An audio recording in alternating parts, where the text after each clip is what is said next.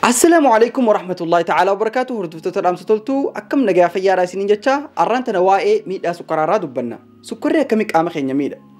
Irra hedduun keenya waan mimmi'aawaa ni jaalanna. Gariin haraaraa nutti tahee waan mimmi'aawaa dhabuu hin dandeenyu. Duuba waan mimmi'aawaa kana hoggaa nyaannu qaamni keenya haala kamiin simata? Maaltu qaama keenya keessatti ta'a? Firra dabarsuunoo dhukkuba akkamiif nu saaxiluu danda'a? Waan jedhu waliin laallaa warri chaanala kiyyaa faaree taatan iddumaanuu like subscribe godhuun dagatinaa. Warreen maatii chaanala dhaamsa toltuu taatan ammoo like fi share godhuudhaan gaa akka dhaamsi kun nama hunda bira gahu godhuun dagatinaa. Hunda caalaa ammoo qaamaa fi qalbiin waliin turtanii hamma dhuma viidiyoo tanaa sirriin dhaggeeffatanii beekumsa isin fayyadu irraa fudhachuun dagatinaa. Galatooma ulfaadhaa hayyeegaa. Dhaamsa toltuu dhihaadhaa beekumsa horattu. Dhugaatii akka faantaa fi kookaa tahee halaawaas tahee keeka tahee dursoo hoggaa waan sukkara qabaa kana nyaannu arrabni keenya fuudhee mi'aa dhandhamisan sammuu teenya beeksisa. Ergaan sun hoggaa sammuu teenya dhaqqabdee sammuun teenya keemikaala reward systemii dopamiin jedhamu gadhiisti.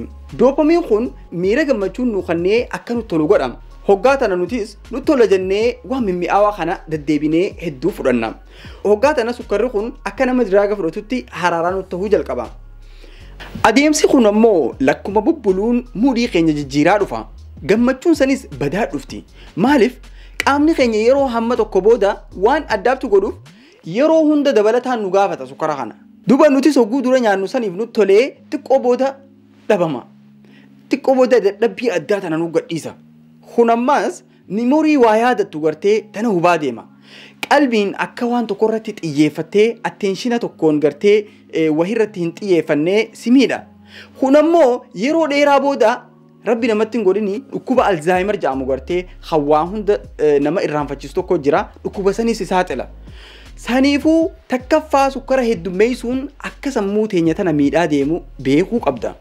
Ammasoo hoggaa garatti gad dabarsinee sukkarri kun qaama keenya keessa akkamitti process ta'a? Sukkarri gaa akkuma beekamu carbohydrateedha. Carbohydratenis irra guddaan sukkaruma. Hoggaa garatti gad dabarsinee akkuma liqimsineen garaachi keenya caccabsee gulukoosii jijjiira. Hoggaa tana qaama keenya keessa akkuma agartan kanatti pancreas yookiin rijijjii jaaniin afaan Oromootti seelii beetaa seel jedhamtu tan rijijjii tana keessa jirtuutu hormoonii insuliin jedhamu oomishee qaama keenya keessa gadhiisa. Hojiin insuliin kanaatis sukkara qaama keenya keessa seene gama faatitti jijjiiree ol kaayuudhaan akka sukkarri qaama keenya keessa gartee hin heddummaanne godhuudha. Amma gaa bakka tanatti rijijjiin tun yeroo hunda hoggaa nyaata nyaannee akkumaan isiniin jedhe hormoonii insuliin tana qaama keessa facaaste. Yoo nyaanni sun sukkara tahee hisaabarra hojiin itti heddummaata. Duuba hojiin tun hoggaa yeroo hunda waan sukkaraa kana heddummeessite insuliin kun sirnaan hojii isaa gaggeessuu dhiisa. Kun kan ta'u hoggaa insulin receptor bade. Insulin receptor jechuun akkuma qulfiitti fudhachuu dandeessa. Akkuma agartan kanatti hoggaa insulin kun glucose faatitti jijjiiree store godhuuf deemu receptor kanaatu akka qulfiitti uraabanee fi akka store godhu godhaa jechuudha. Hoggaa qulfiin tun hojjechuu diddee sukkarri kun qaama keenya keessa ol deebi'a. Kanaafuu gaa hoggaa insulin kun sukkara kana store godhuu dadhabee sukkarri kun qaama keessa ol deebi'ee sukkara qaama keenya keessaa ol kaasa jechuudha. Hoggaa tana high blood sugar yookiin hyperglycemiaaf saaxilamta. Hyperglycemiaan kun ammoo dhibee ijaa, dhibee kaleetii fi nerviitiif saaxila. At this point you're technically type 2 diabetic. Saniifuu sukkara heddummeessuun kaleetee miidhaa, ijatee miidhaa. Akkuma reefuu isiniin jedhetti sammuu teenyallee miidhaa. Saniifuu sukkara kana haa xiqqeessinu. Kana qofaa miti. Hoggaa nyaata sukkara qabu kana nyaanne sukkarri kun eessa dhaqa? Akkuma reefuu isiniin jedhe hoggaa duroo nyaannu qaamni keenya sukkara kana caccabseeti gulukoosii jijjiira. Eegasii qaamni keenya gulukoos amma tokko gusuma fayyadama. Hanga hafe ammoo boodaaf ol kaayyata. Duuba hoggaa ol kaayyatu san gulukoosuma taheen taa'u gama seelii faatitti jijjiiree ol kaayyataa jenne. Qaama keenya keessaa bakki sukkarri faatitti jijjiiramee itti kuufamu keessaa takka tiruudha. Dhaggeeffadhaa bakka tanatti. Tiruun silaa akka nuti booda hoggaa nyaata nyaannee inerjiitti haajamne faatii kana gartee caccabsee burn akka goonu akka enerjiitti akka fayyadamnu gooti. Duuba nuti waan mimmi'aawaa sukkara qabu kana nyaataan tahuu dhugaatiin tahuu itti deddeebinee yoo fudhannu tahee suutaan seeliin turuu teenyaatuun akkanumatti hin taatu hogguutti heddummaatti osuma deemtuuti faatii yookiin cooma qofaan haguugamti. Yeroo tana dhukkuba tiruu kan gartee non alcoholic fatty liver disease jaansan namatti tahaa jechuudha. Asitti wanni beekuu qabdan dhukkubni kun hamma tiruu keenya gartee percentage 90 damage godhee balleessutti namarratti illee beekamu. Saniifuu hoggaa waa mimmi'aawaa nyaatan tiruu teessaniifillee yaada. San qofaa miti dhukkuba amma addunyaa irratti haalaan guddachaa dhufe dhukkuba sukkaraa jaaniin kana sababni isaa tokkoffaan sukkara kana.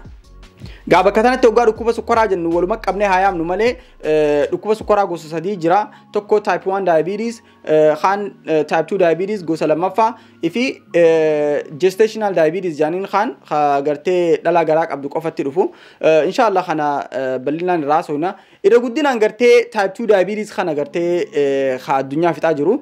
Duuba bakka kanatti sukkarri dhukkuba sukkaraatiif akka nama saaxilu probably irra hedduun keessan ni beeytanii yoon beeynees beekuu qabdan. Ammas deebii sukkarri akka ilkaan namarra fixu beekuu qabda. Baakteeriyaan afaan keenya keessa jiran hoggaa sukkara kana harkan mirqaananii aktif ta'anii achi booda ergoo teenya gartee qoqoranii ilkee teenya nurra fixan. Saniifuu fayyaa ilkaaniitiifis jettee sukkara ofirraa xiqqeessuun dirqama ta'a. Waan biraa waan sukkarri qaama keenya godhuun beeytanii? You got it right.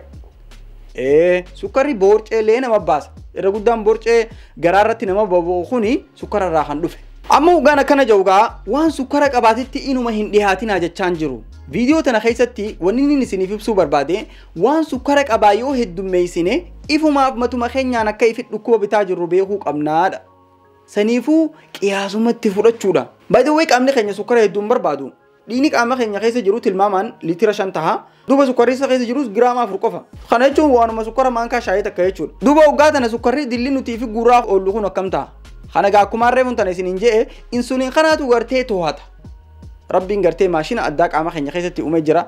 Bar waan garaa keenya keessa jiru kana bar yoo takka takkatti adda baastee ilaalte wallaahi uumaa rabbii kana ni ajaa'ibda beektaa. Tafakkura goota khalqii rabbii kana gartee. Duuba nuti yoo sukkaratti heddummeessinoo dalagaatti heddummeessinoo amma fakkeenyaaf makiinaa takka fudhu makiinaa tana yoo fe'inatti heddummeessite gizee hunda fe'inatti heddummeessite takka kararra siin garagalti takka ammoo deemuu dadhabdeetti oloofaa siin bahuu dadhabdee naadhii baay'attaan namaan. Insuliin hormooniin qaama keenya keessa jiru ka sukkara to'atu kunis akkasi. Duuba sukkara nagayaa qaama keenya miina eessarraa harkanna. Sukkarri kuduraa fi muduraa keessa harkannu baqitti gahaadha.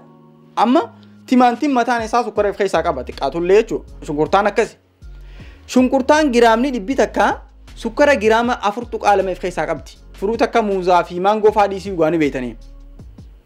Duuba wanni gaariin asitti sukkarri nyaata uumamaa kanarraa harkannu qiyaasatti yoo nyaanne qiyaasatti yoo fudhanne rakkoo tokko hin qabu. Inumaa qaama keenyaaf gaariidha. Amma muuzni tokko sukkara giraama 12 keessaa qaba. Kana jechuun sukkara maankaa shaayii 3.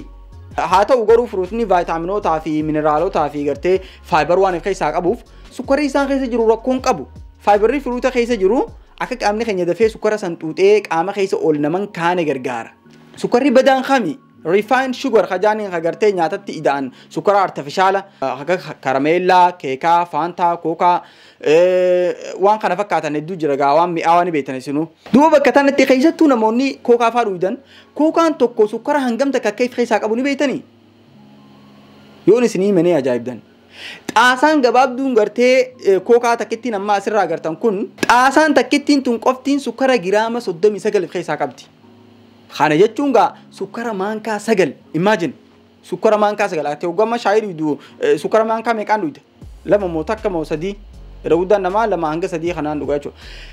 Kookaan takkichaan sukkara maankaa 9 fabrikaan kookaa gaa hoggaanii fi tolchu keemikaala adda addaatti naqaniiti akka sukkarri kun keessaan beeksisne godhan beekte.